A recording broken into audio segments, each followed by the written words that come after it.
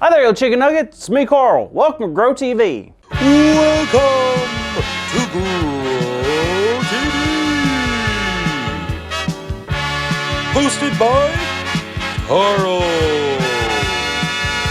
Where we have fun with our friends, talk about Jesus, and go over everything the Bible has to offer. Now once again, welcome to Grow TV. Hi there, kids. It's so good to see y'all. Isn't it just a wonderful day? Now, I spent all weekend studying for this week's episode. I just got so excited, I ran out of time. So I have one more video study. Will you watch it with me? Awesome. Now, this video apparently shows us how big this universe is. But it can't be that big, right? But I guess we'll see. Roll the clip! So that's Earth. And then the other planets. Not that big. There's a sun. But that's it, right? Wait, there's things bigger than a sun? No way. How is this possible? Well, I can tell you that my mind is officially blown. I wish there was just some other way for me to realize just how small we are. I wish. I guess I'll never realize how big the universe is and how small we are. It's too bad. I guess I should just be heading out. Wait a minute. Kids, can you excuse me one second while I panic? Thank you.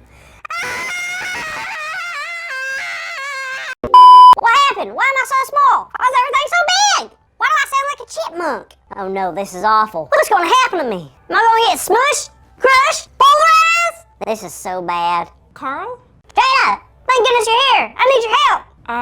Why do you sound like a cartoon elf? I'm small, Jada! Huh? I'm small! I shrunk myself somehow! Oh, that's not good. How did that happen? I don't know! One second I was wishing I knew how small I truly was, and then bam! Here I am! Oh, well, that stinks. Would it help if I told you about our story today? I don't know, Jada! Hey, don't get short with me. I should be mad at you for that comment, but I'll let it slide. So what's the story about? Today, we will be telling the story of Job. It's pronounced Job. I'm pretty sure it's Job. Hey, potato. Anyways, kids, Job is a man who lived a long time ago, long before Jesus came to earth. Now, what made Job so special is that he had many things: a family, land, friends, livestock, and on top of all of that, Job was a very righteous man. Righteous? It means someone who loved God and lived for God, always doing what's right. Now, even though Job was a righteous man, there was some that thought Job was only righteous because God had given him so much. Well, is that true? Of course not, but little did Job know that there would be some tough times ahead of him. Oh, like a paper cut. Not exactly. Like a bug in a cereal? Little bit more than that. You see, Job was about to have his whole life turned upside down. Job was going to face many struggles that would definitely push him farther than he has ever been pushed before. Wowza. So Job was living his normal life when he had suddenly got very sick. Sick? Very sick. He had sores all over his body, then his animals were taken from him, and even some of his family had passed away. That is awful. It sure was. Job was having so many things taken away from him, and And he quit. what? He quit, right? He quit being righteous? Why would you say that? I mean, he had a great life before. Everything was great. That means it's easy to do the right thing. But if all that stuff leaves, he quits being righteous, right? Well, that's what most people would expect. Even his wife was wondering why Job would still worship God. I bet it was so hard to see Job suffer so much, huh? For sure, some of the worst things imaginable have become a reality for Job. But what's his reaction? To still worship God. You may be wondering why that is. Why would Job still worship God if almost everything in his life was taken from him? The answer is simple. Job loved God, and Job understood that God would never spiral out of control, even if everything else is falling apart. See, God made everything. The animals, the mountains, the moon, stars, even all the things and people in Job's life. He was thankful just knowing that such a big God would know him and care about him.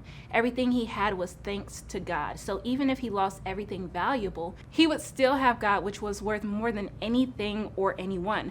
Job could see the bigness of God, which made his smallness feel a lot better. So we're all pretty small, huh? Yeah, some of us more than others. Easy. I'm just saying, Carl, there's beauty in knowing how small we are and just how big and powerful God really is. I guess you're right. Maybe it is a good thing I got shrunk down to this size. You know, like a teenage hamster. Really? Why? I don't know. It kind of gave me perspiration. Huh? Perspection. Do you mean perspective? Yeah, that's what I said. It gave me perspective and helped me realize that there's so many things that God is in control of than I can imagine. And we are just an itty bitty part of what God plans. But I'm grateful I'm a part of it at all. Well, Carl, I couldn't agree more.